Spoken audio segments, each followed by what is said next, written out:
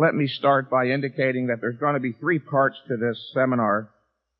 An introductory 10 minutes where I kind of get you mentally warmed up, if you will, for the theoretical material to follow. Then there's going to be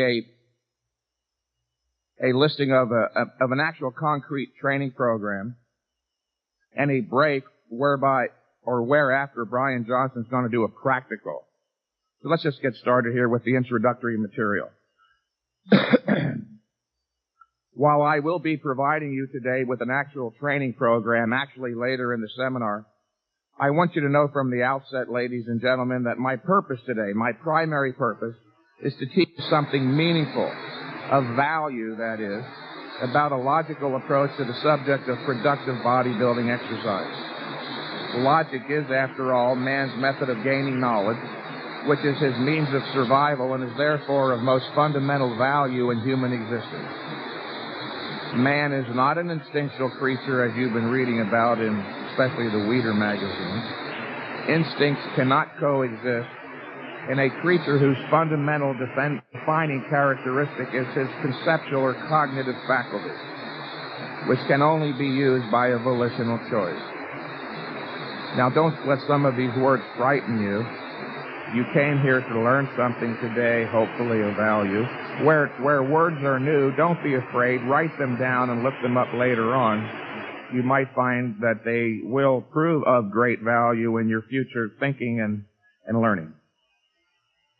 Instincts, audience, are a form of knowledge that is hardwired into animals and therefore guides them not volitionally by choice, but automatically and unerringly. Man is a conceptual being who gains and uses knowledge only through an act of choice, a process of thought, or a volitional cognitive effort, as stated previously. And it is because one must exercise his power of choice, effort of will to initiate and sustain a process of thought that many just refuse to do it. They apparently find the effort involved too much or not to their liking. As a humorous side note here, years ago when I was working for Joe Weeder out at his offices in Woodland Hills, one of his top editors and I were joking about the Weeder instinctive principle when my cohort had me cracking up saying, Mike, people were to follow their instincts. Here they wouldn't lift weights at all. They would defecate and urinate on them. Wasn't that funny, huh? Having been brought up in an anti-rational culture, many are not taught to value logic and thus never achieve what I refer to as intellectual self-sufficiency. That is, the ability to think logically, rationally, and to judge independently for yourself. What's the use, ladies and gentlemen, of having muscles that would do credit to an adult gorilla when you can't even think effectively about a subject like bodybuilding, which is of passionate concern? Most people have uncritically accepted faith as a means of knowledge. Faith, in fact, is the opposite or the antithesis of reason. It is literally the blind acceptance of ideas for which there is no sensory proof or rational evidence. Along with the idea that you should judge not, you also hear the other admonition, keep an open mind. The idea that one should not judge or that he should keep an open mind is actually very dangerous, literally. It is used to keep you confused by suggesting it is a virtue to plausibility to everything. Obviously, everything can be true. Since some ideas you read about contradict other ideas, how can they all be true? Simple logic. And remember, that's what my purpose is here today. In addition to providing you with an actual training program, I'd like to teach you at least something of value about a logical approach to bodybuilding. No, you should not be concerned with developing an open mind, but an active mind, one that treats ideas critically, seeking to distinguish truth from falsehood. The approach of most bodybuilders to training from the start amounts to little more than a blind leap into the dark. Throughout life, we all, you and I, everybody, were inundated by innumerable theories on every subject, from religion to philosophy, to politics, to the healing arts, nutrition, and bodybuilding science. And because so few in our culture were taught to think rationally or to judge critically, most of us are left disconcertingly confused when confronted with the necessity of making intellectual choices, such as which training theory to employ. In fact, how many bodybuilders, how many people do you know, honestly, possibly including yourself, and I was this way at one time, how many people are not confused on the subject of how to approach bodybuilding exercise? You were confused. Good for you. You're one of the rational few. In fact, I did realize I was like this when I was in my late teens. Most symptomatic was the notion that if something was printed, it had to be true. I learned later that my notion was illogical, as of course not every idea can be true, as I said earlier, because so many of them conflict with and contradict other ideas. In fact, it was Art Jones, who many of you know, or know of, who divested me of that bit of ragtag illogic when he literally barked at me, and that's the way he talks to everyone. Mike, goddammit, just because something is printed doesn't mean it's true. In fact, 90% of what is printed on all subjects is outright hogwash. And now, some 25 years later, some considerable thought, a lot of study and experience later, I realized that Mr. Jones was in fact being charitable. It's not 90% of what is printed on all subjects is outright hogwash. It's closer to 98%, literally. 98% of what you read. Remember, we do live, that is you and I, as Canadians and Americans, we live in a semi-free country. Can you imagine you imagine all the editors and publishers and writers of all the magazines stay up burning the midnight oil, searching the truth in everything they write? Of course not. Understanding this, audience, is a first step towards developing your critical ability. Your critical ability. The concept of critical ability is new to some people. Like I suggested earlier, you're here today to learn. Just because you hear new concepts, new terms, things that might be unfamiliar, don't just bypass them or let them scare you. Write them down and think about them later and incorporate them into your thinking. As much as this seminar is about the human body and its improvement, this seminar is actually more about the human mind and its improvement. Why? Why would a seminar on bodybuilding also be about the mind? Because obviously, logically, you don't have to be a genius. We all know this on some level of awareness. Human intelligence, not instinct, is what makes it possible to understand anything at all, including exercise or bodybuilding science. And that which is most interesting to all of us, namely us, we the member of the species man. As someone once said, the divine spark in the great chain of being. We human beings are the highest of all living species on earth. It has been averred all too often by many, even those in the bodybuilding field, that we bodybuilders are dumb and stupid, which simply isn't true, as evidenced by the number of phone calls I receive every single day, all day long, 7 days a week, 365 days a year. I receive phone calls every day from people from all walks of life, including physicists, doctors, chemists, stockbrokers, students, tradesmen, truck drivers, people who were obviously very productive, quite bright and intelligent, who also just happen to be bodybuilders. I will not talk down to you today on the assumption that you, the audience, so lack intellectual depth that you are incapable of exercising the mental effort required to integrate knowledge of a higher order. Nor will I insult your intelligence by expecting you to accept anything that I, Mike Mentzer, have to say merely because I won a handful of bodybuilding contests. So what? Big deal. We have scores of bodybuilders who have won more contests than I have, and they couldn't even spell or define the word exercise site. It is only on the basis of grasping the logic of that one should agree as to whether or not it's true. Nor will I bore you with the type of intellectual pablum or baby food you've read so often in some of the muscle magazines. Just in case you hadn't noticed, the vast majority of articles written on the subject of training consist of little more than a series of arbitrary, biblical-like commandments. Thou shalt perform of this exercise, and thou shalt perform 5 sets of that one. Why?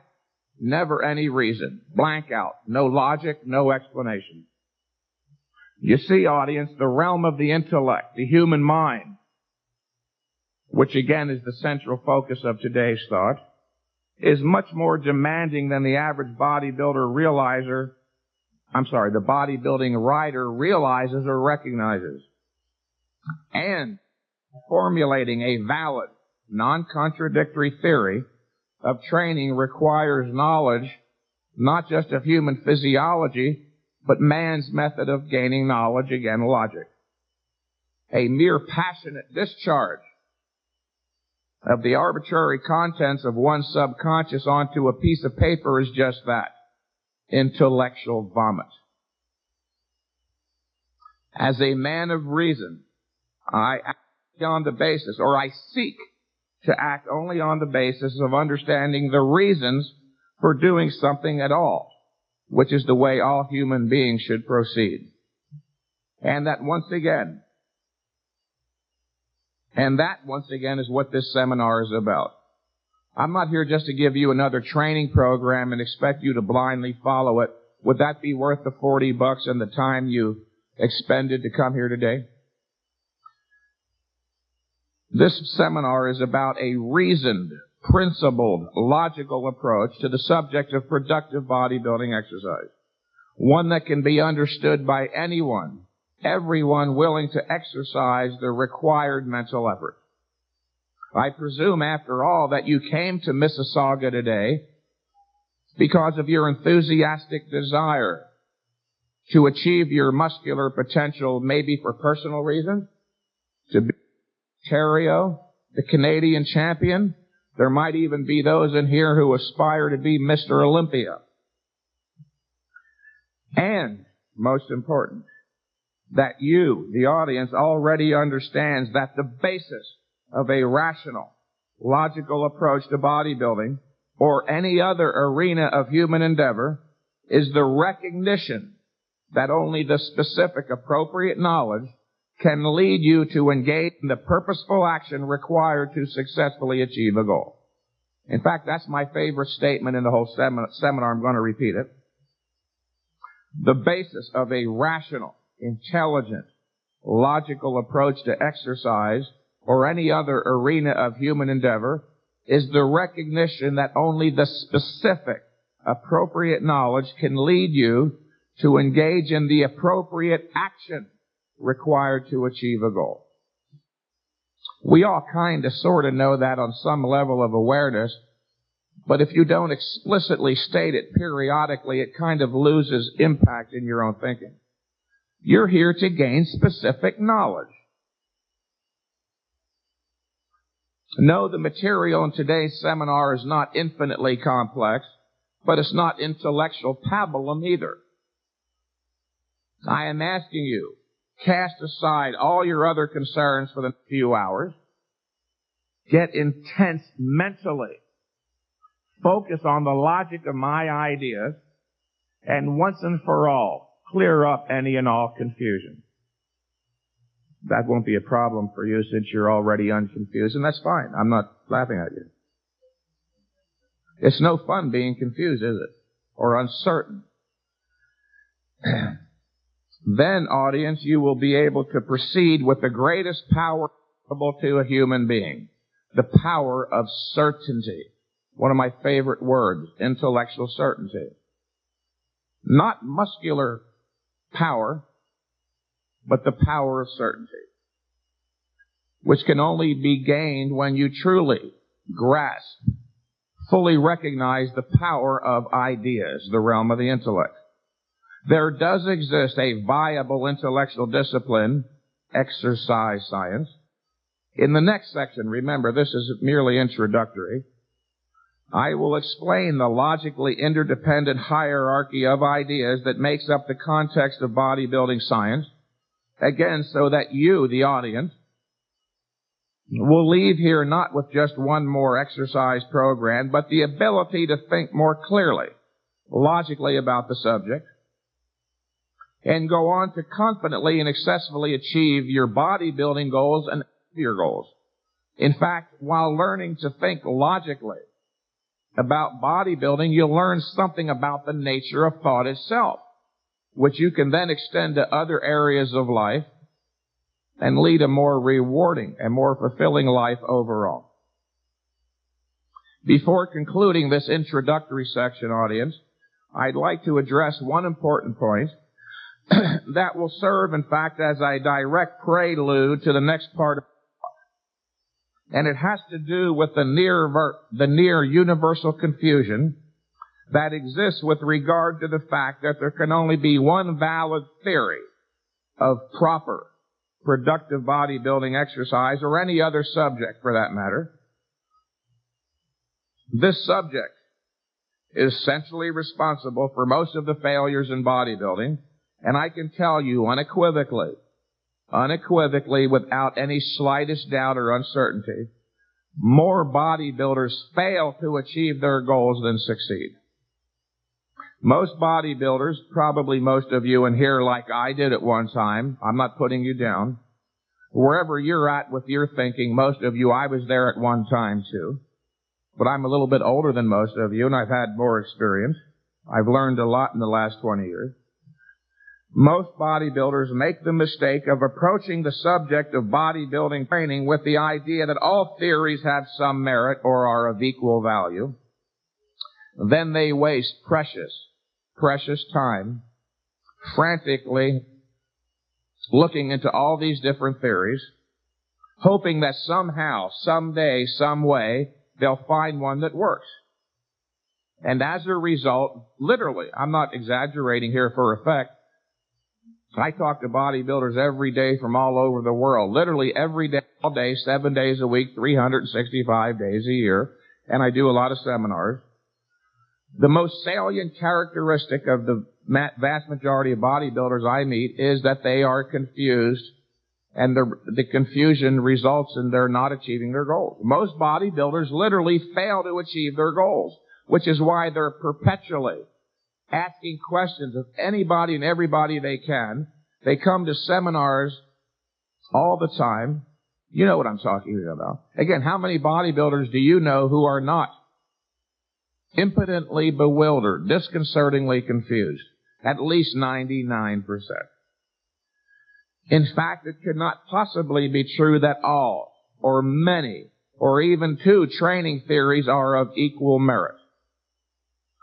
You have to keep in mind here what a theory is.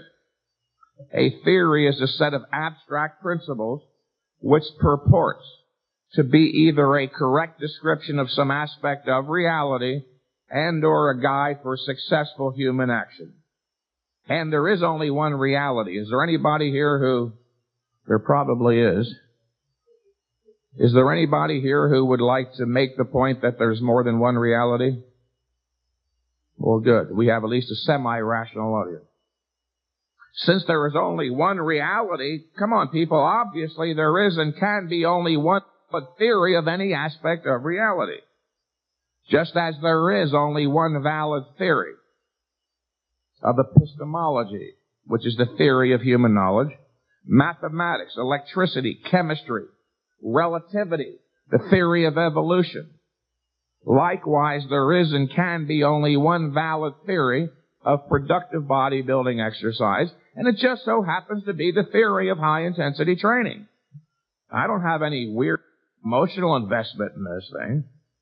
It just so happens to be that the one valid, logical, non-contradictory, in fact, It's the only theory. The theory of high-intensity training is the only theory that exists qua theory, which means as the theory is defined. A set of abstract principles, logically connected, which purports to be a correct description of some aspect of reality. The science of exercise, ladies and gentlemen, like the science of medicine, is based on an understanding of the principles of human physiology with a capital H. That means they apply to everybody. After all, unless Pollock and his people are here, I would say we're all members of the species human beings, which of course are universal. That is, applicable to all human beings. If every human being's cells, muscles, and were constituted and functioned differently, medical science couldn't exist as a viable discipline. Doctors couldn't make diagnoses, perform surgeries, or dispense medicines. It is this precise fact, the fact that the principles of human physiology are obviously universal, is what makes it possible for me to state with absolute, utter, total certainty that there is only one valid, logical theory of productive bodybuilding exercise, i.e., one best way to train. It is not my mere opinion that every human being, literally every human being, requires intense training to stimulate growth.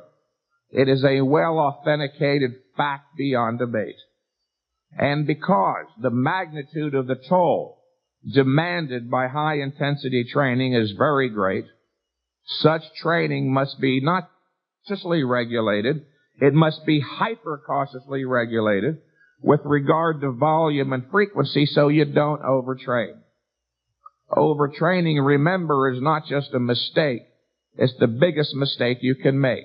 Overtraining is literally that which prevents you from achieving the desired result. Increases in strength and size. And I'll talk more about that later. The major philosophic of this seminar, dear listeners, is that without a firm intellectual grasp of and guidance by a valid theory, one cannot know that he's on the right course. A sane individual setting out on a trip from New York to Los Angeles will consult a map.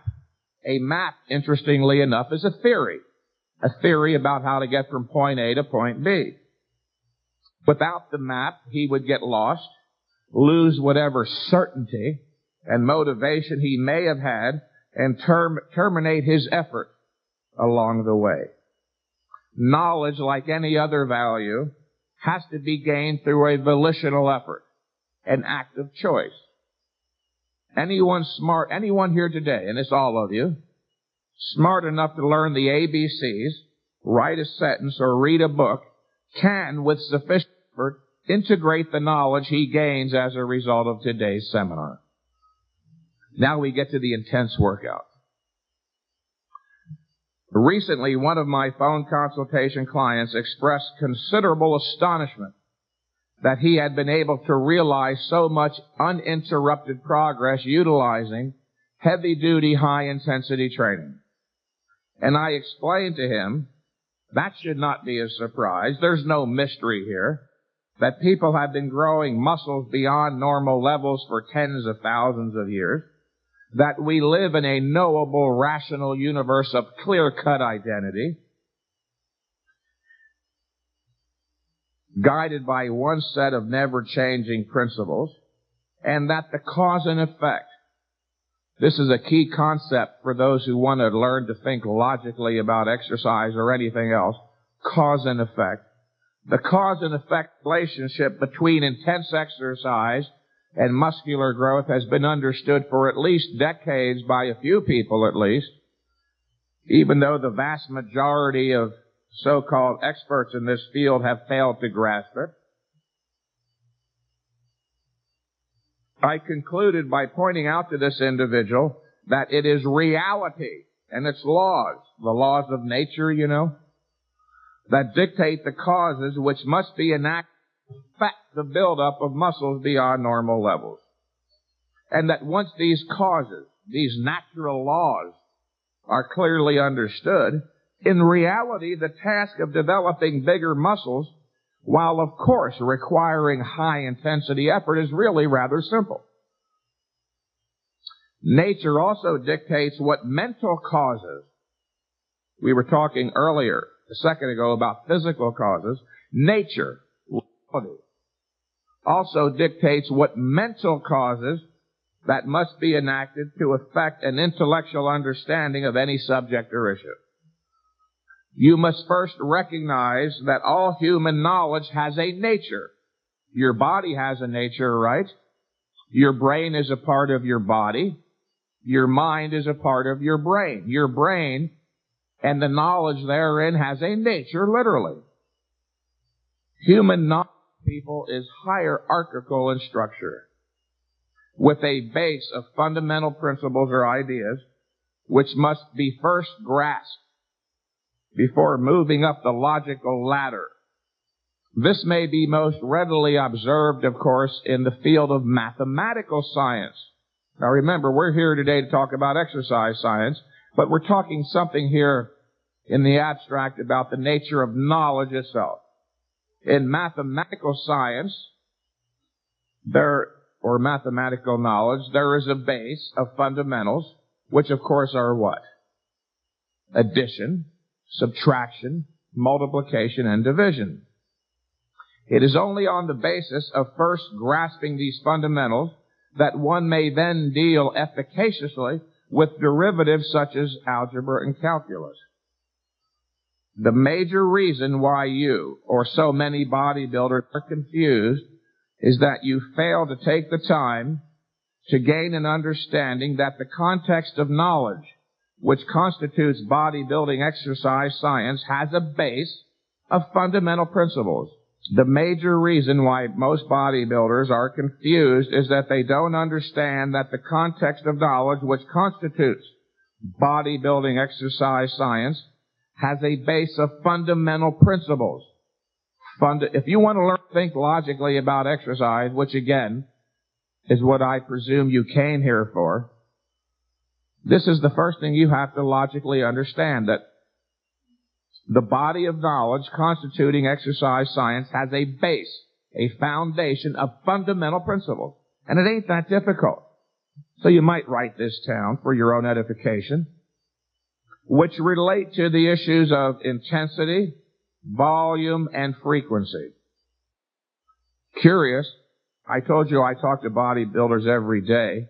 Every single day I hear bodybuilders asking questions about training that are something like the equivalence of algebra or calculus when they have not even grasped the simple 2 plus 2 is 4 of bodybuilding. How in the hell are they going to answer the higher level questions when they can't even figure out the simple 2 and 2 is 4? The following, which you're about to hear, will help you gain that knowledge. A logical perspective, as I said earlier, on the subject of productive bodybuilding exercise. Audience, let's approach the subject of what makes muscles grow beyond normal levels like a good exercise scientist might. Now, you have to use your imagination here because I have yet to meet a good exercise scientist, but just use your imagination a little bit. Having observed innumerable bodybuilders and strength athletes work out, the alleged good exercise scientist concludes that there has to be something about the workout. He looks at these guys training. There has to be some variable, some element, something he can identify and say, hey, look, this particular thing, that's what makes muscles grow, right? Why do you lift weights? There has to be something about the lifting of weights, something you can identify and say, hey, this is the growth stimulus. Logical? What could it be? What is it about the workout that causes the muscle to actually grow? How does he find out? Where does the good exercise scientist launch his investigation? Well, the most likely place is to start by looking at one of the more readily observed qualities or attributes about the things that exist in reality, which is quantity, the volume, the number. In this context, of course, the exercise scientist would concern himself with the number of sets being performed. Since people who perform no weight training exercise possess little muscles or muscles of normal size, and those who do lift weights possess larger muscles, maybe, just perhaps, maybe growth stimulation is directly related to the volume of the exercise. In order to test his hypothesis, or hypothesis as Arthur Jones pronounced it, I'm not sure what the correct pronunciation is. The hypothesis, in order to test his hypothesis, the good exercise scientist observes numerous individuals training over a period of time during which the volume of the exercise grows progressively greater and greater. But something is terribly wrong. Beyond a definite limited point, increased volume results in a complete lack of progress. And any further increase in volume, the subjects inevitably, invariably, in every case, grow weaker and their muscles atrophy. So, what may have initially appeared not so obvious, the growth stimulus cannot be directly related to the volume, to the quantity of the training effort. Or, if it was, the training subjects who train the most would have the biggest muscles. While the notion that more is better is attractive in its simplicity, it just doesn't work. Let's look for a moment, audience. Let's take a moment and examine the implicit logic in that idea. More is better means literally that. More is better means what? More is better means fucking more is better. You can't fail. There's a built-in guarantee. It's so obvious to certain of us in here, we wonder why the rest of the world can't grasp it. More is better means more is better. There's a built-in guarantee. You can't fail. If 20 sets are good, if 20 sets give you good results, then why stop there? 40 will give you even better, and 80 even better still, and 120 better still, and just keep training on to infinity. Just take off of work for 3 months, train 18 hours a day, and in 3 months you'll look like Dorian Yates. We'll all succeed. As I'm wont to say in many of my recent articles, the science of productive bodybuilding exercise, for Christ's sake, is not infinitely complex, but there's a lot more to it than the childlike notion of Joe Weider's more is better. For Joe Weider, more money is better than less. Then in his brilliant thinking, he concludes, well, since more money is better than less, more training has to be better than less. In fact, that one idea has actually hurt Joe himself and the whole bodybuilding, fitness, and nutritional supplement industry. More bodybuilders quit training than stay with it because they try the idea more is better, and after 2 years of no results, they say, I'm either morally deficient, I'm suffering from some who knows what, I can't make it, I'm just going to give up. The most important issue in bodybuilding is that there is a right way to train. Only if people train properly and make progress are the people involved. People like me selling books, doing articles, people selling supplements, are we going to make more money? If half the people who get involved in bodybuilding every decade fall out the next decade, we got to keep drumming up more business. Right? So there you are, the obvious tenuity, the monumental absurdity of the volume argument, all wrapped up in a singular, childlike, stupid notion that more is better. As I tell some of my clients, the idea more is better only has validity when it comes to money and pretty girls. It has very little or nothing to do with exercise. The idea that more is better is erroneous, illogical, irrational, non-productive, counterproductive, and on a lesser level, stupid, inane, absurd. It's ridiculous. Look about you, audience, in the gym. Everyone who engages in exercise or athletic training of any sort performs it, of course, has to do a certain amount of volume.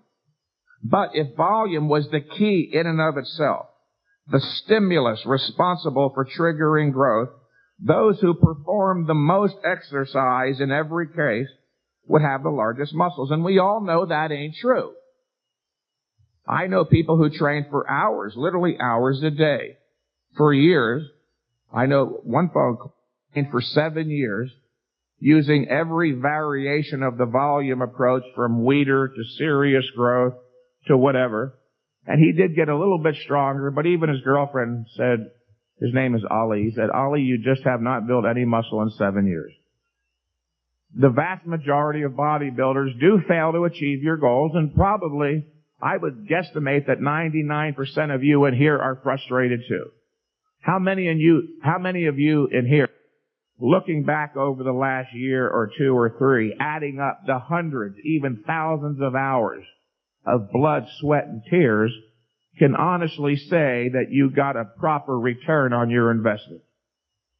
One person. You must be a high-intensity trainer. Yeah, that's 2 of you. 2 rational individuals. But we're not giving up on the rest of you, even though we seem like pricks. We're very loving people. We do care about the future of the world. We like to have you be part of it. Yes, everyone and anyone who exercises, whether it's aerobically, anaerobically, athletically, or otherwise, has to perform some volume of exercise. But it may be any volume. As a side note here, later in my talk, I logically demonstrate that in fact the issue of volume, number of sets, is a negative factor.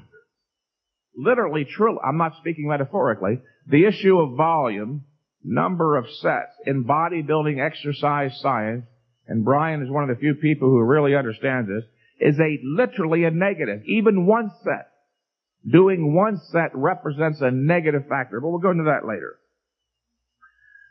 The vast majority who exercise typically do so for 1 hour. Why 1 hour? Well, most of us conveniently schedule our lives by the hour. We watch Laverne and Shirley by the hour. We get paid by the hour. We go to the psychiatrist by the hour. Therefore, it's only logical. Let's train by the hour. Of course, I'm being facetious. Most people do train by the hour, yet such doesn't invariably result in the same or similar or muscular mass increases. So, where do we now turn to discover the variable? What is that one thing about the exercise, the workout? Where do we now look to discover the element responsible for stimulating growth? Since I just concluded, and you may agree, that it is not the quantity or volume, there is but one place left to go. Not quantity of exercise, but what? The quality or the intensity of the exercise. Let's assume hypothetically that any one of you here could curl a 100-pound barbell for a maximum of 10 reps to failure. And by that I mean you couldn't possibly do 11 reps. The 10th rep itself requires a maximum effort where you're gritting your teeth, you're shaking all over, and you barely get them. Obviously, the first rep of that set would be the easiest. Who would deny that? The first rep would be the easiest, or we would say more technically precise, the first rep would require the least intensity of effort. That first rep does fatigue you a little bit, however, even if only slightly. That's why the second rep is always harder. Whereas the first rep may require literally on the order of 8 or 10 or % intensity of effort, the second rep, you see, may require 15 or 20% intensity of effort. The second rep fatigues you even further, of course, and the third rep is harder still, requiring a more intense effort than did the second. Now, I'm not going to belabor this. You know that's how it goes with each successive rep. Each rep is harder than the last. Each successive rep requires a more intense. The key concept is intense. until finally we get to the last possible rep in this hypothetical situation, the 10th rep to failure. Again, where you're trying as hard as you can. That would be the only rep where we say it requires literally 100% intensity of effort. My question to you is this. Which rep of that set obviously would be the most, I shouldn't use the word obviously because it's like I'm leading you here. Which rep of that set would be the most productive in terms of stimulating an optimal size and strength increase? The first rep, which is the easiest and least intense, or the last rep, the hardest one? The only rep requiring 100% intensity of effort. The last rep. Now, I've had some people in the past say the first rep because they were anxious or they didn't have normal, intact, functioning brains. And that's okay because some people aren't born with normal, intact, functioning brains.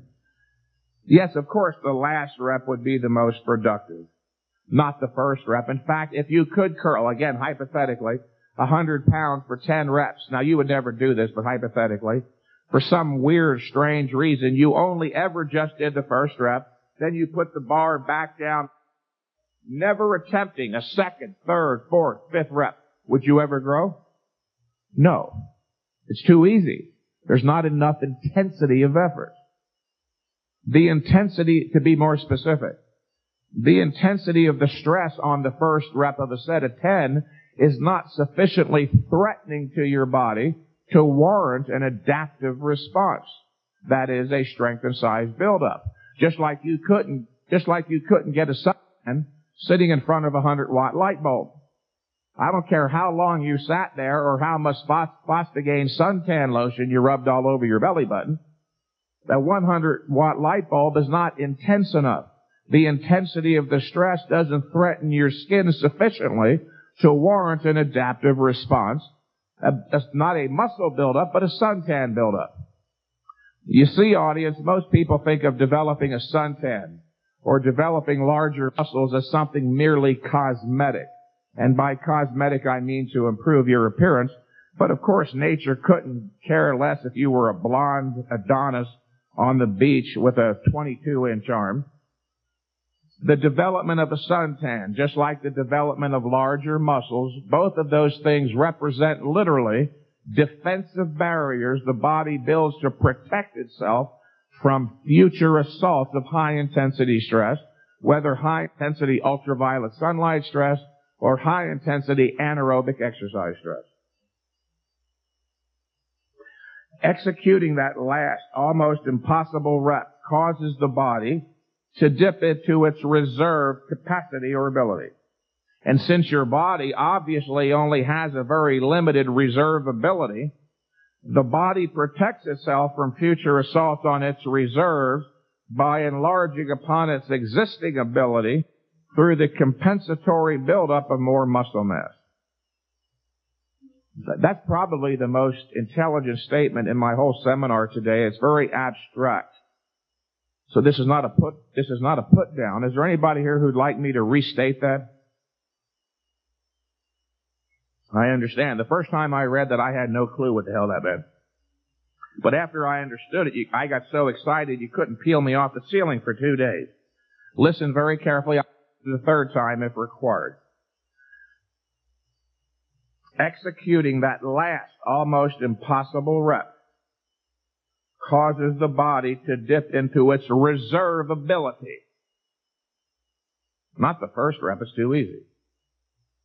Now, since the body only has a small amount of this reserve to draw upon, since it only has a small amount of this reserve ability to draw up before depletion occurs, the body protects itself from future assaults on its reserve by enlarging upon its existing ability through the compensatory buildup of more muscle mass. That one statement encapsulates the entire science of bodybuilding exercise, but it's very difficult to grasp on first hearing. That doesn't mean you're stupid. That just means you're not godlike.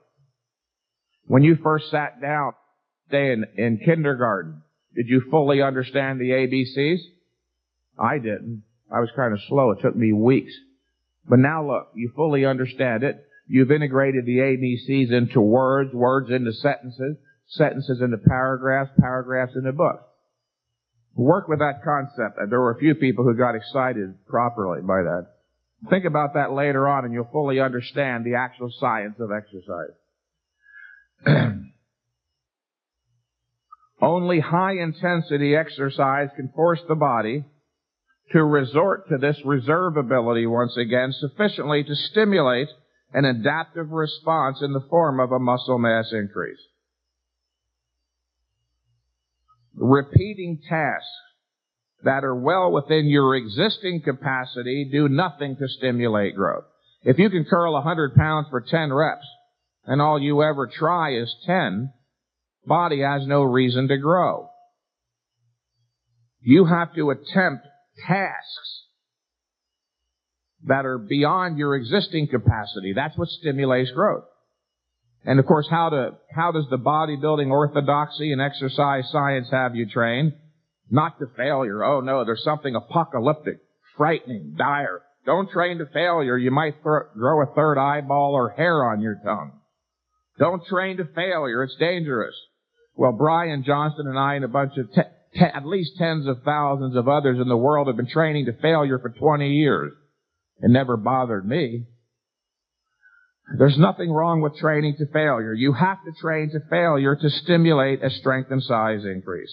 Again, this is the point. Repeating tasks, T-A-S-K-S, repeating tasks that are well within your existing capacity do nothing to stimulate because you can already do it. Your body already has the capacity to curl 100 pounds for 10 reps. It's only when you try that impossible 11th rep that you stress the existing capacity, you stress or endanger the existing reserve, and the body seeks to protect the reserve by enlarging upon its existing capacity so that no longer will that 11th rep seem like a threat. Did you follow that? Okay, thank you. I could leave right now. I feel fulfilled.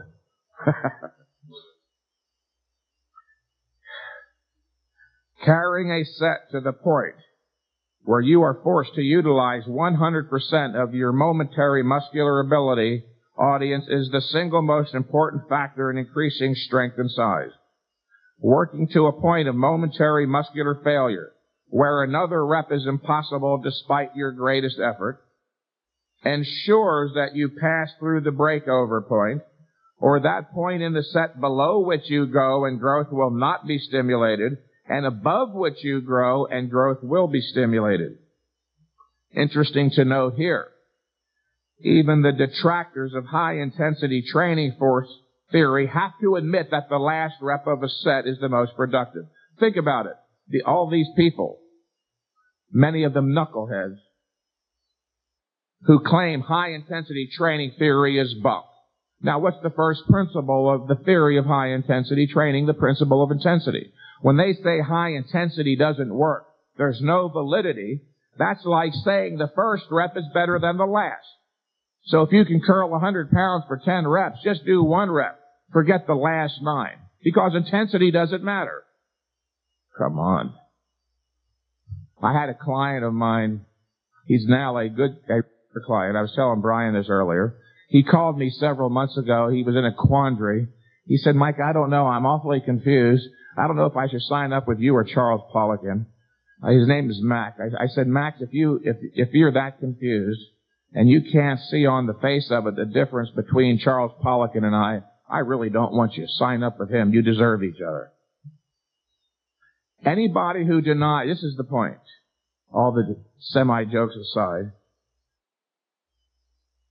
if you believe that the first rep of a set to failure is better than the last rep of a set, you're either so stupid that you don't deserve my presence, as Arthur Jones used to say, or you just got something very wrong with you. Obviously, the last rep of a set to failure is the most productive. Now, there have been a few individuals, not necessarily high-intensity advocates, who have raised the intelligent question I'm not saying everybody who's against high intensity has no intelligence. They're just on their developmental way to finally embracing this. And I mean that sincerely. A few individuals have raised the intelligent question as to whether it is actually necessary to train to failure. They say, Mike, how do you know for sure that 100% intensity of effort is absolutely required to stimulate growth? Maybe it's only 60% or 82 or 91. It's a good question. How do we know? Well, the problem here, audience, would be one in measuring intensity. There are, in fact, only two perfectly accurate measures of intensity.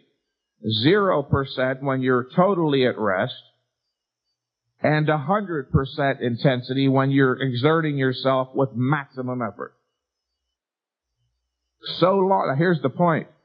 So long as you are exerting yourself with 100% intensity of effort, you will have passed through every possible breakover point. 62%, 79, 84, 93. As long as you go to 100, you pass through every possible growth stimulation point, you see. That's why we keep stressing train to failure. It's not going to hurt you. Not only is it desirable, it's absolutely necessary so that you know you stimulated growth. Does that help anybody? Most of you know this already. No? It's new material. Some of this is a little bit abstract, I know. But if you listen, you take notes, and you reflect on what you wrote down later. Again, just like the first time you sat down in kindergarten, you didn't fully understand the ABCs.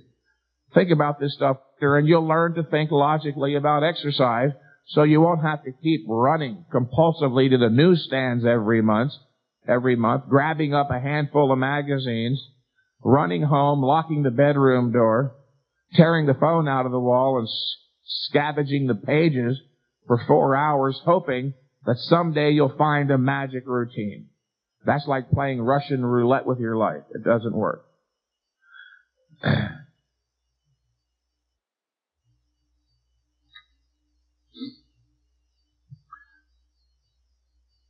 Man's specific physiological characteristics dictate what training causes must be enacted to achieve the desired effect.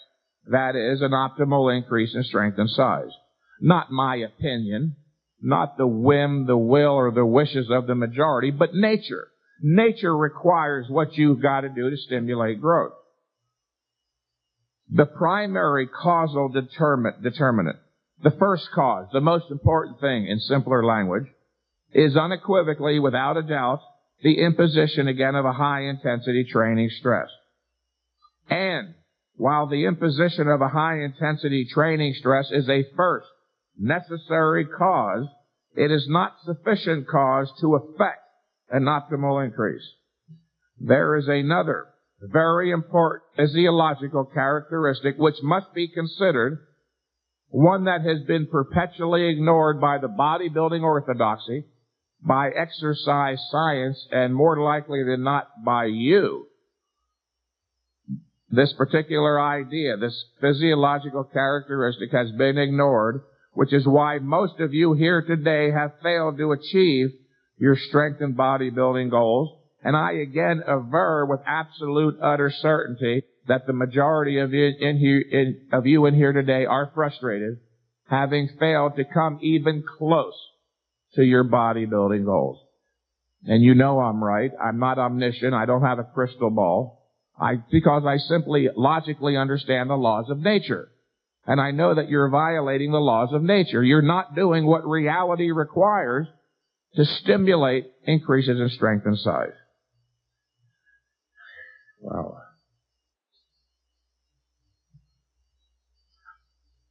Those who are unaware of the nature, role, and value of fundamental principles, remember at the outset I described what fundamental principles are. Those who are unaware of the role of fundamental principles usually have a very difficult, if not impossible, time achieving their goals.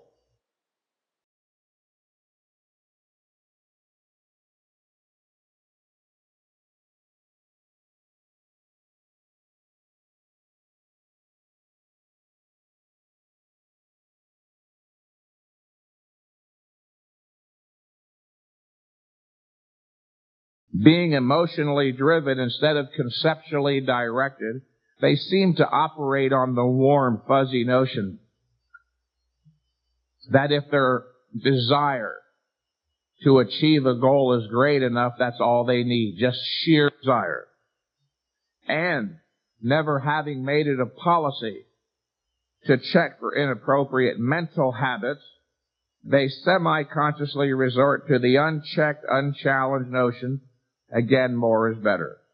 If stated in words, these people's basic attitude would be, I want big muscles so badly. If I persevere and go to the gym slavishly every day, eventually I have to succeed. After all, everything I've heard in the culture, everything I've read suggests that if I'm relentless, if I'm a slave to my art, through sheer dint of unrelenting effort, I will succeed. Which is Arnold Schwarzenegger's favorite concrete-bound concept. Just keep trying. Just sweat. Don't ever give up, and eventually you'll succeed. You know how many people have failed with that idea? Every failure. Well, the joke is on them how pathetically wrong they are. As I indicated emphatically numerous times just a while ago, it is the laws of nature that dictate the training causes that must be enacted to achieve your goals. Neither a wish, a whim, a hope, a dream, a wish, or desire is sufficient to cause a muscle mass increase. I don't care how special your mommy thinks you are, how long you pray to God at night. That is not enough to affect a buildup of muscle mass beyond normal levels. Neither is the application of a false idea or theory blindly accepted. I made the point a minute ago that man's physiologic nature demands the imposition of a high-intensity training stress as a first necessary cause, but that it is not sufficient cause to affect the desired result. One of man's specific physiologic characteristics dictates that the training stress must be cautiously regulated in terms of volume and frequency. It is his strictly limited recovery ability. The human being does not possess an infinite capacity for tolerating the exhaustive effects of intense physical stress. In fact, audience, and this is literally true, nothing in the universe is infinite, even the universe itself, including the biochemical reserve of resources that make up recovery ability. This fact is what led Arthur Jones to state, it is only rational to use that which exists in limited supply as economically as possible. Few of us would argue that a high-intensity training stress is an absolute requirement for stimulating growth. The problem most people have, this is important, the problem most people have in fully accepting the theory of high intensity results directly from their failure to grasp the significance of the preceding statement by Arthur Jones. While the principle of intensity must be understood first as the first requisite for understanding anything else of value about exercise, the fact of a limited recovery ability. Please write the word down, recovery ability. The second most important concept in exercise science after intensity. The fact of a limited recovery ability is the next key concept that must be grasped in the logically interdependent hierarchy of scientific knowledge in exercise physiology. It is only on the basis of knowing that the body has a limited recovery ability that one may understand why the volume and frequency of exercise must be cautiously regulated. Again, once you understand intensity, this is the second most important concept in the entirety of all of exercise science. I realize today, in fact, that the issue of recovery ability has never gained the full attention it deserved, which is why so many of you continue to chronically, grossly overtrain, And for that precise reason, you fail to achieve your bodybuilding goals. In fact, think about it for a second. Reflect for a moment. When was the last time any of you saw the term recovery ability used by the bodybuilding orthodoxy in any of those muscle magazines or comic books? As I have stated repeatedly in my books and articles, not only do these people fail to define any of their concepts, but their conceptual range is profoundly limited. They just don't have much knowledge. The average exercise scientist today doesn't even know what recovery ability is. The average exercise scientist today, being the lazy, dumb bastards they are literally, I don't say that with any slightest pause, because they deserve the title, they have never taken any time to do legitimate research. None of them. Not Dr. Kramer, not Dr. Fleck. None of these people have ever done any research. It's all made up. These are total phonies. They stole the idea of doing 60 sets a day from Weider because, as Kramer and Fleck said, that's how all the champions train. Well, that's real scientific. They totally ignore the issue of a limited recovery ability. All of you in here, I presume, have worked out at some point or another. When you're done working out after an hour or two, or even 30 minutes, aren't you tired? Well, that's obvious proof you have a limited recovery ability. But these guys say, no, that doesn't count. They're real geniuses. In fact, it's curious, when I was a kid and saw the thing PhD, I was in awe. I thought, my God, these people are literally godlike. These are the few special people who spend their whole lives in the ivory tower, and they know everything about everything. Now I realize that the other old saying is true. PhD means piled high and deep in bullshit. And it's true. I've met maybe 2 PhDs in my life who literally deserve the title of a doctor of philosophy in his field. Remember, we live in an anti-rational culture. Do you think the field of exercise science would be exempt? No, I would think they'd be among the first to become stupid. The fact that that recovery ability is strictly limited leads to a logically warranted conclusion. It is this, that the issue of volume or number of sets, whether you do 1 set or 100 sets, the issue of volume, as I said earlier, is a negative factor, a negative influence, period. Whether you do 1 set or 100 sets, insofar that you do any sets at all, the issue of volume, I'm not speaking metaphorically here, the issue of volume in bodybuilding exercise science is a negative factor. Because for every set you perform, 1 set, 2 sets, 3 sets, for every successive set you perform, there is made a deeper and deeper inroad into the body's limited recovery ability, and that's a negative. Let me explain. In order to understand the concept inroad, audience, you might think of it as the term clearly suggests. Visualize it. What's an inroad? An in into the road, a hole being dug. You do 1 set, you dig a small hole. You do a 2nd set, you dig a deeper hole. A 3rd set, even deeper. That's a negative thing, because the deeper and deeper that hole gets, the deeper the inroad, then that much more of your recovery ability has to be wasted on filling the hole, or recovery we call it, leaving that much less left over for building the mountain on top, the muscle. But of course you have to do at least 1 set to have a workout. Remember how I started this section on volume. I said the issue of volume is a negative factor, period, literally, even 1 set. But of course you have to do at least 1 set to have a workout. Ideally, we could somehow figure out a way to stimulate growth with 0 sets. That way none of your body's recovery ability would be wasted on filling the hole, recovery. It would all be used for overcompensation, building the mountain on top, and you'd grow so damn fast it would stagger the imagination. But of course, as of today, and I'm working on it, I haven't figured out yet how to stimulate growth with 0 sets. On occasion, I have had a phone client ask the question, Mike, would it really make a difference? Hold on a second, I'm missing something here.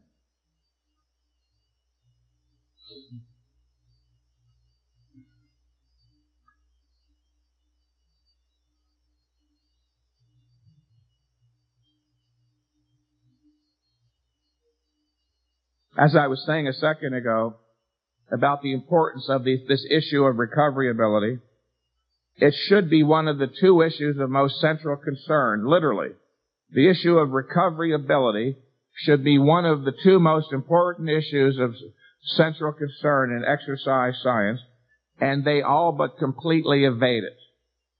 In one of the more recent issues of Flex magazine, one of Weider's top champs claimed to perform 45 total sets per workout, which of course amounts to chronic, gross, ridiculous overtraining, which can only be engaged in, by the way, with the help or mitigating influence of nightmarish quantities of steroids, growth hormones, and many of these new other drugs which I can't spell or haven't taken the time now to pronounce. Considering this, that Weider's top champs are only doing 45 sets, I find it rather interesting that the vaunted exercise scientific establishment is now advocating that everybody, including you, the natural non-steroid bodybuilder, do 60 sets every day of the week.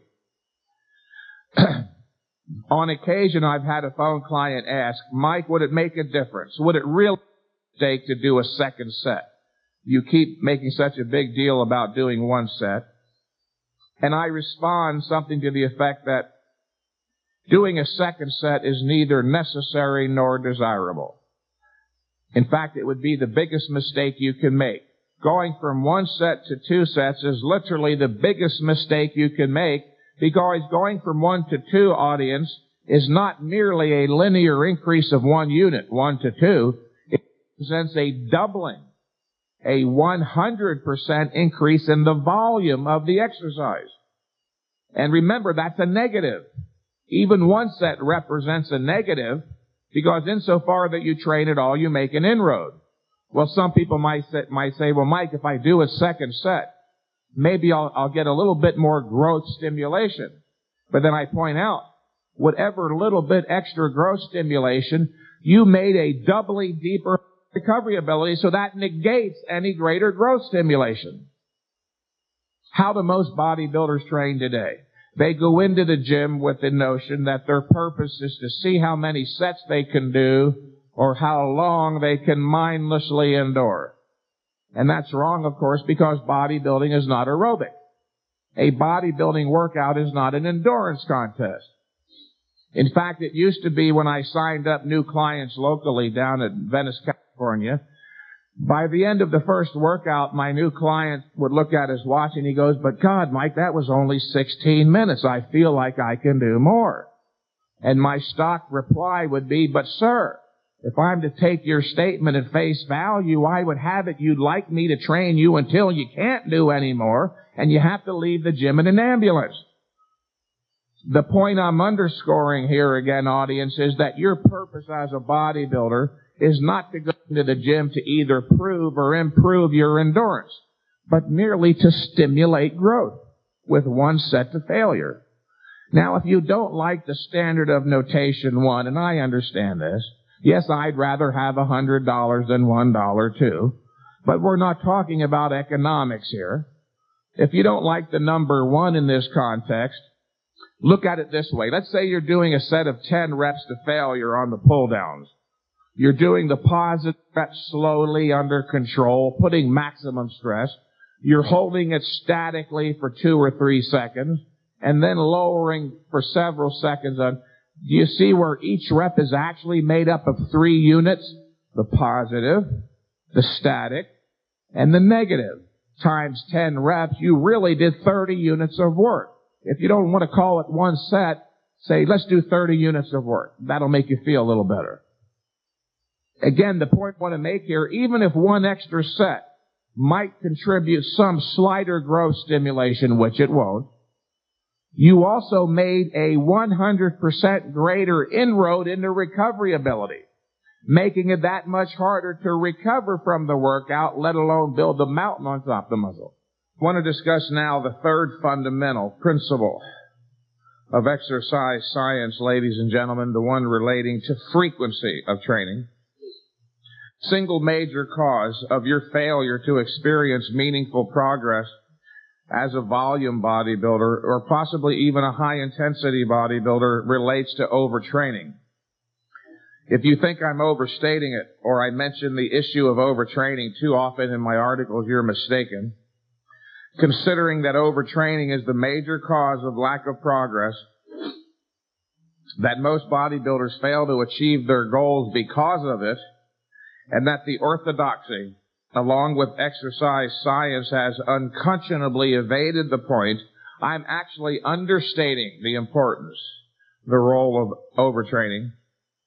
Bodybuilding is not dying because of drug use, but because Weider and the powers that be continue to blindly promulgate the notion that volume overtraining is the best way to proceed, while rarely informing you that their top champ take outrageous, even nightmarish quantities of drugs to help counteract overtraining.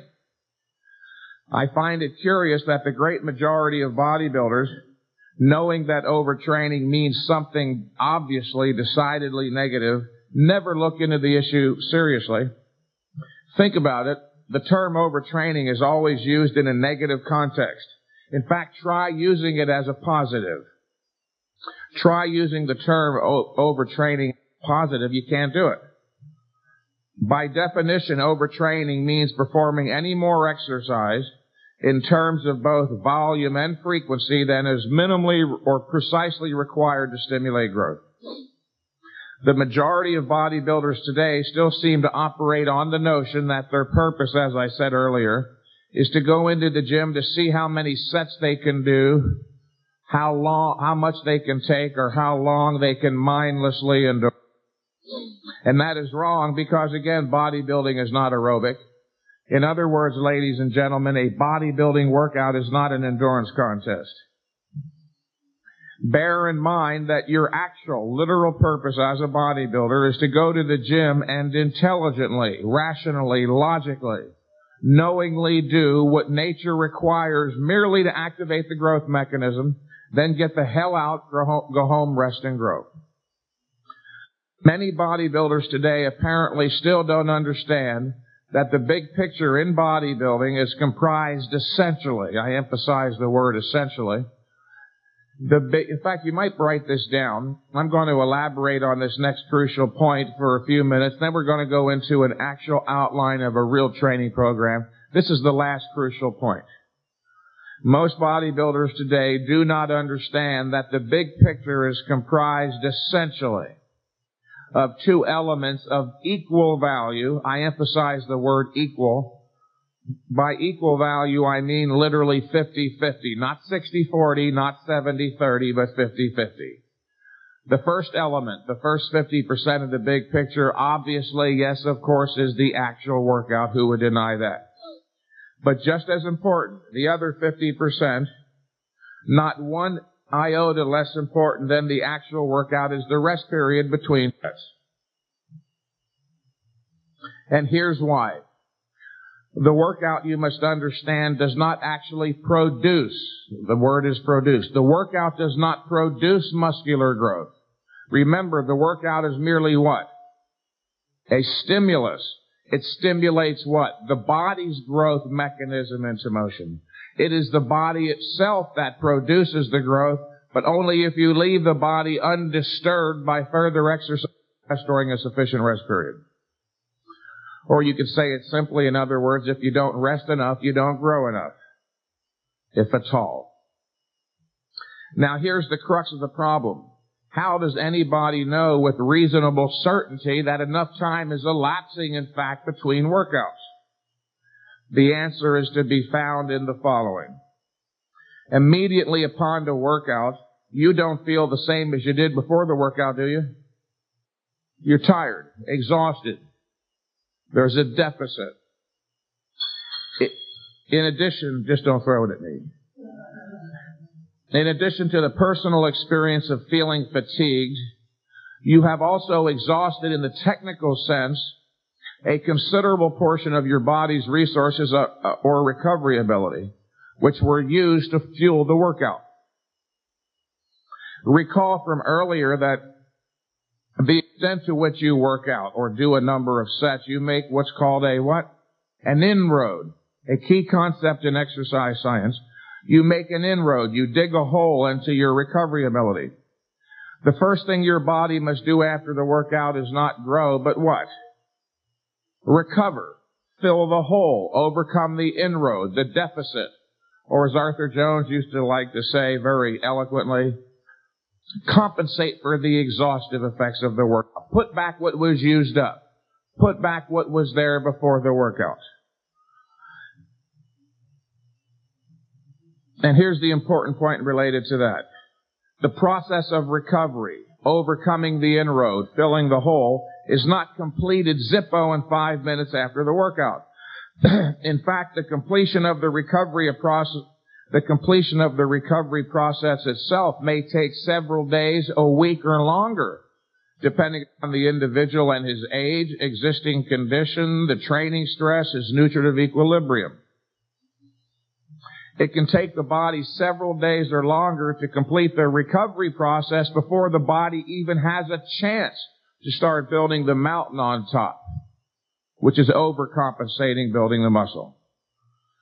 And if you train again before the recovery process is completed, you will short-circuit the growth production process shy of 100 possible units.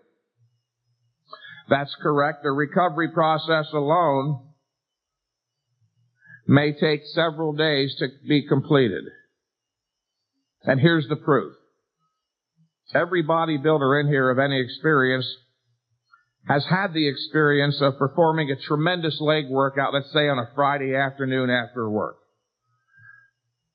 And then after resting all weekend, you wake up on Monday and you're still generally fatigued. Your legs may feel more or less recovered, but you still experience a sense of generalized or systemic fatigue. You know what I mean? One of the chief sources of confusion on the issue of frequency, this is very important, one of the chief sources of confusion on the issue of frequency is due to bodybuilders not realizing that exercise, in addition to having a localized effect on the muscle you're working, also has a systemic effect. A systemic effect. One must rest long enough between workouts to allow for localized muscle recovery like the legs or the arms, which again takes place actually rather quickly.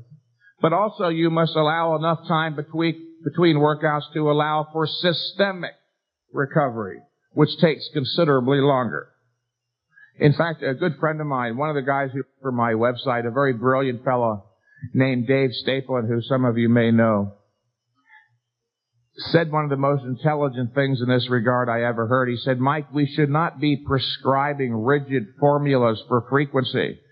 Each client should base his training frequency from his own progress chart. Let's say one workout you go up phenomenally, 55 pounds on the deadlift. Obviously there was a much greater stress on the body. Instead of waiting 7 days, maybe wait 10 days to allow for the greater recovery necessity. If you now recognize that the rest period between workouts is just as important as the actual workout itself, if you accept that premise, that the rest period is just as important, and I assume most of you here do you see where it stands to reason that there must be a perfect or optimum number of days of rest between sets? Just like number of sets to do. There has to be a perfect frequency, a perfect or optimum number of days of rest between sets.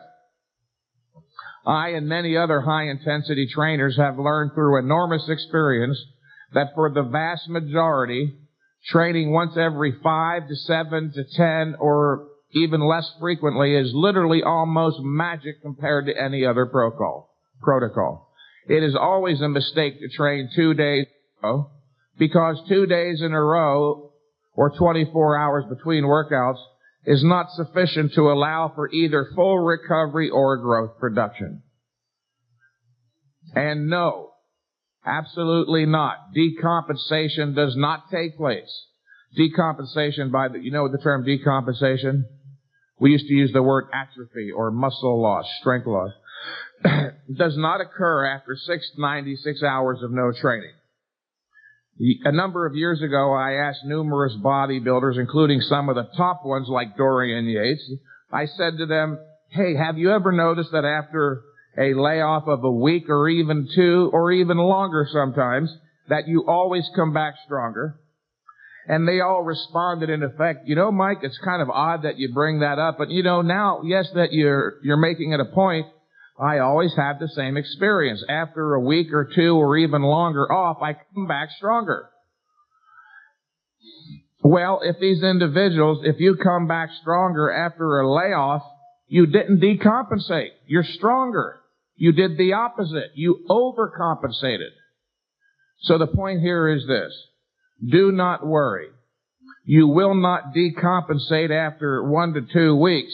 So therefore, you're not going to decompensate after 4 days. Okay?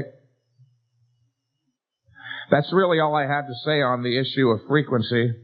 A few words to conclude this theoretical material, then I'll give you an actual training program to at least consider trying. What you have just heard, ladies and gentlemen, was not intended as an exhaustive treatise on the subject of exercise science.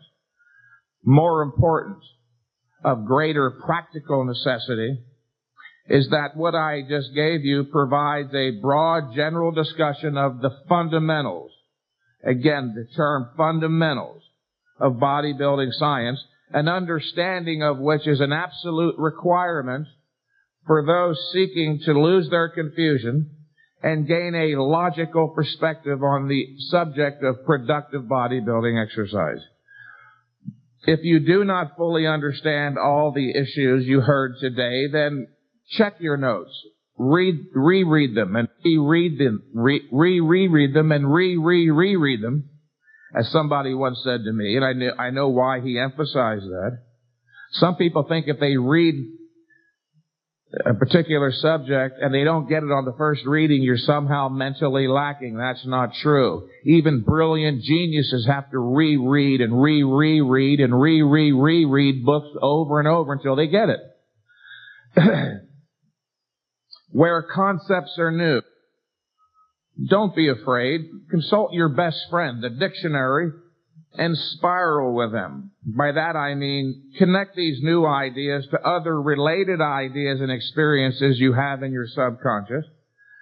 Before long, you'll have a firm, thorough understanding such that you'll be able to move ahead as a rational, principled, logical bodybuilder and finally achieve the results you always believed impossible, but that you now know to be possible. The following is a concretization. The word is concretization. Everything you just heard was abstract, theoretical material. Now we're going to bring all that abstract stuff down to the concrete, the in reality. The following is the ultimate consequence and final practical application of the abstract theory just described. It is a training program, a modified, improved version of the consolidation program listed in my book, Heavy Duty 2, Mind and Body. Many of you who have that book are keenly aware of the consolidation program suggested routine 2. What I'm about to outline for you is a new, improved version of the consolidation program. Before I outline the program, however, I'd like to give you a good idea as to what you might realistically expect in the way of progress. I'll recount the success stories of 2 of my local clients in Marina del Rey, California. The first is a very nice young fella named Andrew Tucker, who has a special visa to live in the U.S. from England. Andrew is an extremely intelligent young man who, at the age of 22, is literally one of the handful of individuals in the world with considerable knowledge doing computer-generated animatography like they did in Jurassic Park. Just a little background material on Andrew. Andrew approached me some time ago complaining of being painfully thin, weighing only 163 pounds at 6 feet. I didn't think he was all that thin, but it did give him some psychological problems.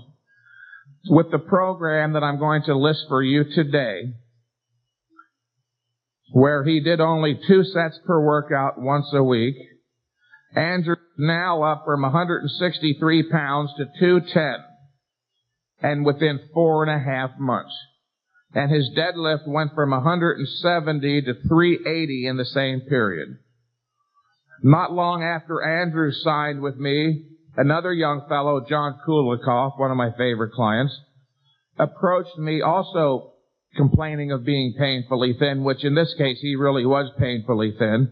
In fact, before his first workout, John and I sat down together alone to the side, where he confided in me that for his entire life he suffered enormous psychological complexes being so thin.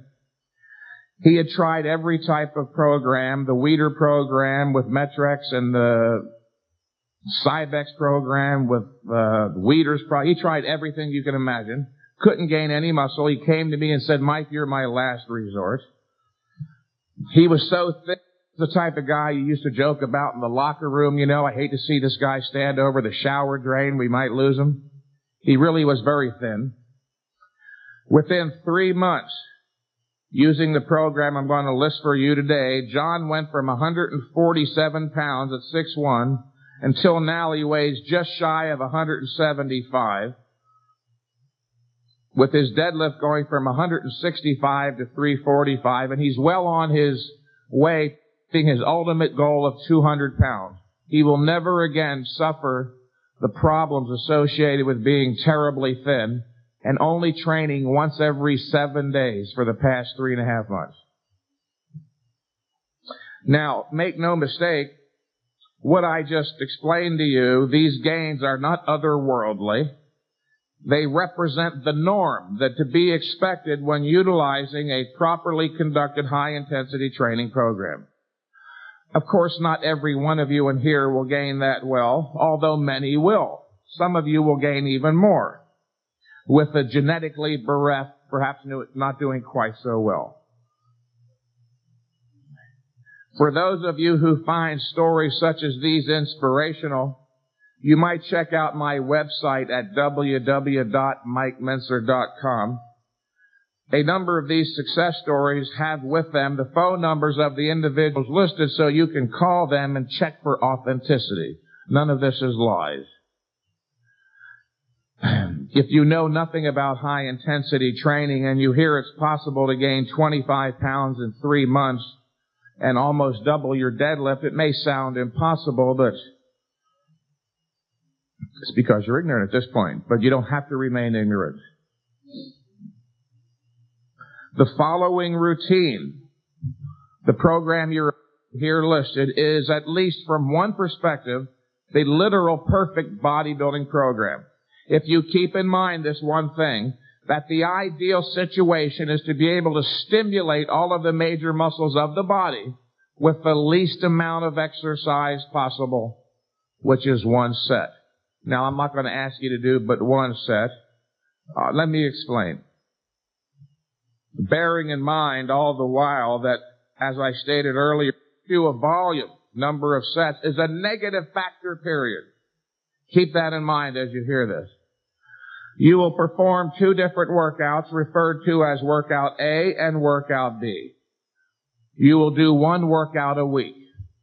So if you start on a Saturday, for instance, it doesn't have to be a Saturday, with workout A, you wouldn't perform workout B until the next Saturday. And if a scheduling conflict arises, as happens, don't go back to the 6th day. Don't reduce the frequency. Go to the 8th day.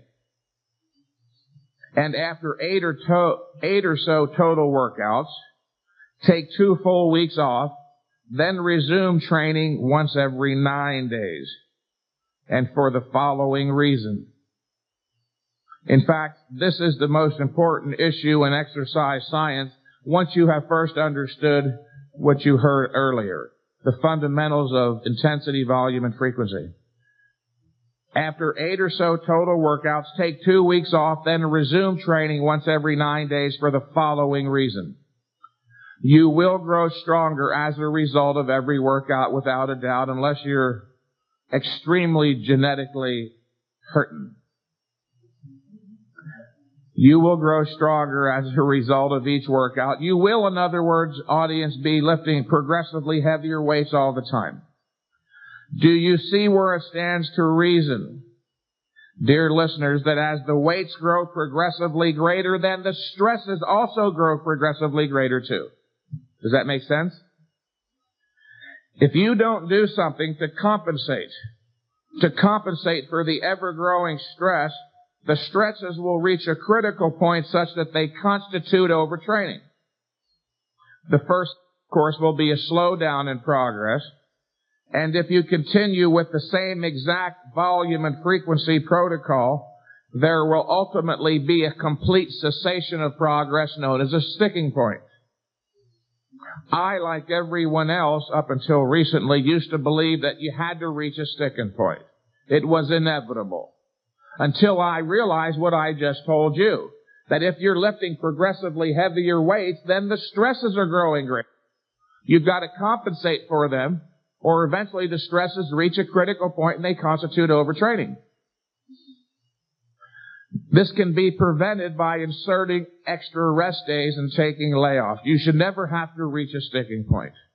In fact, how many of you have been reading the muscle magazines for a long time? How many articles have you seen in the last 20 years where they address the issue of sticking points at all? Not that many. They evade the subject because they have no slightest clue as to how to answer it. If I can honestly say I contributed one meaningful thing to exercise, it's what I just explained to you. That as you get stronger and bigger, you don't do more exercise, you do less. Because the stresses are growing greater. In other words, a beginner is too damn weak to overtrain. But as you grow bigger and stronger and you're handling 500-pound squats, you can overtrain very easily. So you don't train more as you grow bigger and stronger, you train less and you'll keep growing. All right, let's move to the workout. Workout A will consist of, number 1, a set of squats, preferably on a Smith machine, 8 to 15 reps to failure. If you don't have a Smith machine, don't worry about it. Just do regular old-fashioned free weight squats. After that, take a brief rest. Get a drink of water. Let your breathing slow down. As soon as you clearly recognize you're ready to go, boom, you go to exercise number 2, close grip, palms up, pull downs for 6 to 10 reps to failure. Now, by close grip, I mean your grip should be about 8 inches apart, your hands. Palms up. This is palms up, not palms down, like a barbell curl grip. Close grip, palms up, pull downs, 6 to 10 reps to failure, or thereabouts. By the way, when I say 8 to 15 for the squats, or 6 to 10 for the pull downs, that's not a magic range or number. If you remember, the important thing is going to failure. If you get to 15 reps on the squat and you see you have 18, don't stop at 15. Remember, the stimulus responsible for triggering growth is that last hard, almost impossible rep. Be sure to initiate this movement, the pull downs, with extreme deliberation. There should be no sudden jerking, yanking, or thrusting to get the weight started and to keep it moving. Not super slow, but relatively slow. Not 10 seconds up and 10 seconds down. In fact, the keynote here is there's no magic number of seconds. The keynote is control. You want to lift the weight under full muscular control, pause momentarily in the contracted position or for 2 to 3 seconds, and lower under control. I have discovered recently through my own workouts that this usually translates into a 4-2-4 cadence. 4 seconds down, 2 seconds hold, and 4 seconds up. But if you're off by 0.4 seconds or 1.2, don't worry about it too much. And that is all for workout A, just 2 sets of 1 exercise each. 1 week later, you'll perform workout B, which will consist of, number 1, a set of regular, not stiff-legged or sumo, but regular old-fashioned powerlifter deadlifts for 5 to 8 reps to failure. Now, if there is one exercise I'd like to see you fall in love with, audience, it's this one. As the deadlift is properly regarded by most as the greatest overall strength and mass builder. However, there is a risk factor seen with the deadlift you don't see with a lot of other exercises. Listen carefully, please, as I explain proper form. Or did you do that? I would suggest you, if you can, if you're strong enough, use an Olympic bar with a 45-pound plate on each side so you don't have to bend over so damn far. Start with the bar rolled back flush against your shins. Start with the bar rolled back against your shins. Now, this is a real important issue here. Remember, as a trainer, safety is my paramount concern. I'm not going to ask you to do dumbbell bench presses on a Swiss ball or heavy squats while jumping up and down on a trampoline like Poliquin would have you do. Grasp the bar with a slightly wider than shoulder width grip. Your hands should be interlocking. One hand is underhand, one hand is overhand. That way, if the bar slips either way, it slips into the other hand and it locks. Squat down in such a fashion that your hips or buttocks are at least slightly lower than your shoulders. And most important of all, keep your back flat and your head up. Keep your back flat and your head up at all times. Do not round your back or drop your head. Think of your arms. Visualize your arms as chains or straight up and down with hooks on the end of your hands. Deadlift the bar. Don't jerk the bar with your arms. Deadlift it evenly and smoothly off the ground. Stand straight up, pause momentarily, then lower and reset psychologically. Take a deep breath and repeat again 5 to 8 reps to failure.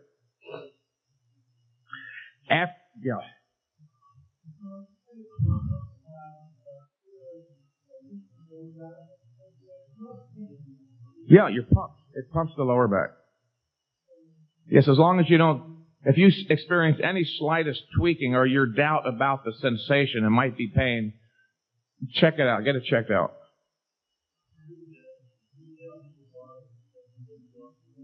No, all the way down. You're less likely to hurt yourself. And again, as a trainer, if you want to do it that way, that's up to you. You're not going to be able to sue me anyway. Just momentarily, long enough to take a deep breath and reset.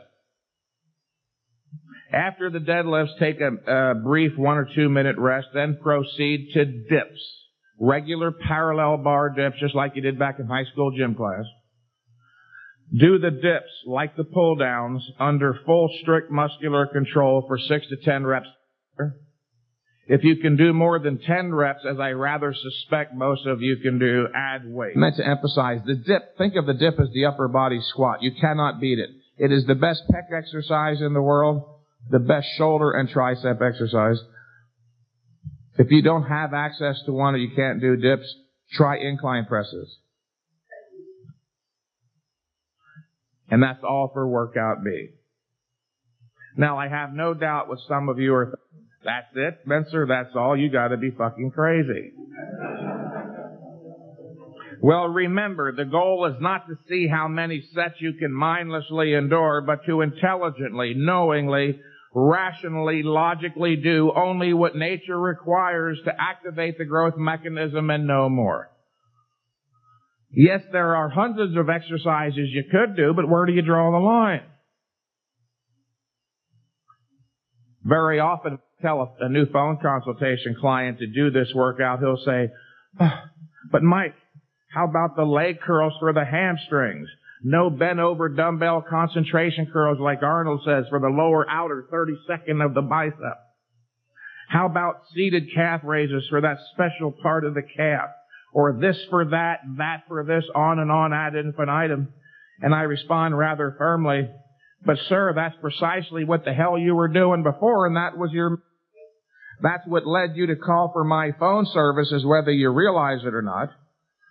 Your problem, I continue, is that you so burned yourself out with all those sets trying to build in the detail. Why don't you build a 20-inch arm first? You see the point? Yes, there's 1,000 exercises you could do, but where do you draw the line? Remember, you're going into the gym just to activate the growth mechanism with the least amount of exercise possible. A bodybuilding workout is not aerobic. A bodybuilding workout is not an endurance contest. Your only purpose is to activate the growth mechanism with the least amount of exercise possible. Those success stories I listed 20 minutes ago are not fakes. And again, if you doubt my veracity, check my website. We've got dozens of success stories on there with phone numbers. The one kid one of the greatest success stories, Bryce Dunn, last Sunday had 37 phone calls from people all over the world to check to see if I was lying about this. Yeah, I pay all these guys $10,000 to lie. I wish I was making enough money to afford that. Keep in mind also, of course, you're not morally, legally bound, people, to do this whole program the rest of your life. However, if optimal strength and size increases is your goal, then seriously consider trying this. I have no doubt that if those of you in here, you volunteer trainers, you're not making any meaningful progress, if at all. You have nothing to lose to try this, and everything to gain. Of the type of routine I'm giving you, there are no isolation exercises involved here. Again, I could have given you 100 more exercises and statics and negatives and rest pause, but as your trainer, in a sense, my job initially is to get you to start growing. We can throw in the heavy articulation. Try this for 3 months first. I call this a baseline program.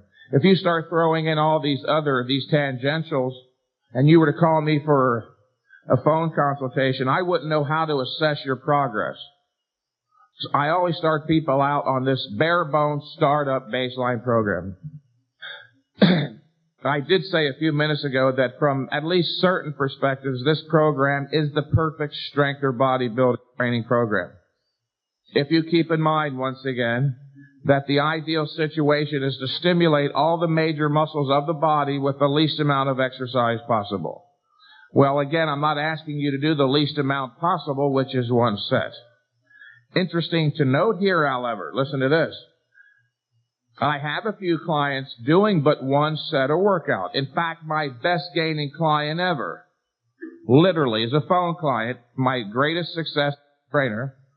His name is Will Robertson. He's got considerable publicity on the internet, and he had there was an article published about him with photos, about a year ago in Master Trainer. This young fellow, Will Robertson, is a very bright 21-year-old with the greatest vocabulary I've ever seen with anyone that young, a brilliant young kid. He's an English literature major at the University of North Carolina. Here's the crucial point. A bodybuilder who doubled his physical mass in 4 years, going from 125 pounds at 5'6", to his high of 254 at 5'6" in 4 years. A few years ago, when Will first signed up with me as a phone client, he explained that he was having very severe psychological problems being so thin. Here's the kind of not so cute point. Now at the other end of the spectrum, he informed me recently during a follow-up, he's having problems too. It seems that wherever he goes on campus, whether to the library to study, to the cafeteria for lunch, to classes, he is stopped all day long, incessantly, by teachers and students who are curious as to how he became so freakishly muscular. He just wasn't psychologically prepared for all the attention his enormous muscles would gain him. Anyway, to conclude, at this point in his training, Will is now only doing one set per workout, and he's still growing. Let's return to the why. Why is this program that I just gave you, from one perspective again, perfect? Well, let's look at the pull-downs. While most people think of them exclusively as a lat exercise, and they are very good for the lats, they are also very effective in working the. And it just so happens to be true, audience, the close grip palms up pull down is the best bicep exercise in the world, better than any curl you can do. Here's why. When you do a curl, whether it's a barbell curl, a nautilus curl, a dumbbell curl, whatever, you're working this muscle around a single joint axis, the elbow, which is why the stress is limited exclusively to the lower bicep, if you've noticed. When doing a grip palms up pull down, on the other hand, you're working the bicep around the joint, the elbow joint, and the shoulder. The muscle is contracting more uniformly from both ends. And the dips. Again, I said think of the dips as the upper body squat. Dips are by far, without a doubt, they're unparalleled. They are the best exercise for pecs, delts, and triceps. Did any of you happen to watch the Olympics from Atlanta a couple summers ago on sports? There were 3 Americans who worked the parallel bars, you may recall. 3 American gymnasts who worked the parallel bars that possessed pecs, shoulders, and arms like those of an advanced bodybuilder, literally. Not just, kind of beginning bodybuilders, but advanced bodybuilders. One of my recent phone clients happens to be deeply involved in the world of gymnastics, and he knows those 3. He told me that people ask them all the time if they lift weights, and they don't. They develop those big upper bodies doing dips. And then just last Sunday, I happened to tune in, literally by accident, to ABC Wide World of Sports and a gymnastics competition. At one point, they did a close-up of Ivan Ivanko. Have you ever heard of him? Incredibly heavily muscled guy. As he was putting chalk on his head in preparation for the overhead horizontal bar where you do chin-ups mostly. As he supinated the palm of his right hand to put on the chalk, his bicep isolated and popped out. It looked as big and even more defined as most advanced, even professional bodybuilders. The point here is that this program will stimulate strength and size increases in all of your major muscles. My suggestion is that you do the workout regimen for at least 6 months in order to maximize your body's anabolic process. Yes, I know there's 1,000 exercises you could do, but you got to draw the line somewhere at the least amount possible. A few final points on the program. Don't make the mistake of gauging or evaluating the success of any one of these workouts based on pump or soreness. They are not important. If getting was clear, undeniable, irrefutable proof that growth was stimulated, then all those knuckleheads I see down at Gold's Gym in Venice were right down the street from my office. They're not all knuckleheads. Some are in the process of learning, but these guys who continue to evade the truth and make the same mistake for 20 years are knuckleheads. These guys would have 39-inch arms by now because they've been getting pumped every day, twice a day, even 3 times a day for years. The pump, obviously, of course, is only temporary. I like it myself, but you're lucky if it lasts only 20 minutes. The main point is this. You won't know that any one of these workouts was a successful workout until the next time you do that workout. That is an important point, by the way. You should want to know that every workout was a successful workout. I'm still amazed at how many people are willing to train months and literally even years and years with little or no progress. I personally will not tolerate one workout without lack of progress or with lack of progress. If I see there's no progress, I stop, analyze what I'm doing, and make the appropriate changes. As I tell my phone clients, look, there's a reason for everything in this world, including lack of bodybuilding progress, and the number of possible explanations is not infinite. Go to the fundamentals. Either training intensely enough, and or you're doing too many sets, and or too many workouts. There's no other possibility other than you might be suffering from some undiagnosed disease like AIDS or whatever. And that's a possibility in this day and age. If you are growing stronger, every workout, obviously a positive change is taking place in your muscle. That's how you gauge the success of these workouts. Not by pump or soreness, But the next workout, if you're stronger, didn't something positive happen? So the point here is keep a training journal. Record the date of each workout. List your body weight at the beginning. Enumerate the exercises. List the amount of weight. And accurately record the number of reps, please, because even a 1 rep increase can be significant. You will grow stronger each and every workout from the program listed, and you will larger too, but only if you are obtaining adequate nutrition. Keep in mind the guiding principle: get a well-balanced diet. A well-balanced diet consists of 60% carbohydrates, 25% protein, and 15% fats.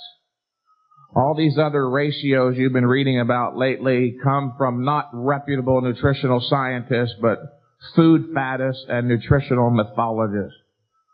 A 60-25-15 is a well-balanced diet. You've heard of the 4 basic food groups: cereals and grains, fruits and vegetables, meat, fish, poultry, milk. If you get your daily, in fact, I just realized this 6 months ago, if you're getting a well-balanced diet, if you're obtaining your daily complement of the 4 basic food groups, you have a 60-25-15 ratio. Remember, muscle is not mostly protein, it's mostly water. Now look at the word carbohydrate. The suffix hydrate means water. As you probably all know, the carbohydrate stores in the muscle becomes a chain of sugar molecules called glycogen. And every gram of glycogen stored in the muscle chemically bonds with and holds 3 grams of water. When you go lower than 60% carbohydrates on a high-intensity program, you're going to burn the glycogen out of the muscle, not restore it, and the water that was chemically bonded will leave the muscle too, and the muscle becomes flat, flaccid, and dehydrated. And if you stay on it long enough, you'll actually go into muscle catabolism. Your muscle will actually break down, go to the liver, and through a very complicated process called gluconeogenesis, will turn your own body's protein into sugar. So sugar ain't the bogeyman it's been made out to be. It should predominate in a well-balanced diet. You can optimize. You can make your recovery ability optimum for your own genetics by eating an adequate, well-balanced diet, but you can't, by stuffing in supplements and huge quantities of food, make it super great. No. There is no such thing as super nutrition, only optimum nutrition. Your body can only utilize so much nutrients. Any excess will either be excreted or turned to fat. All right, thank you very much again for coming out on a Saturday.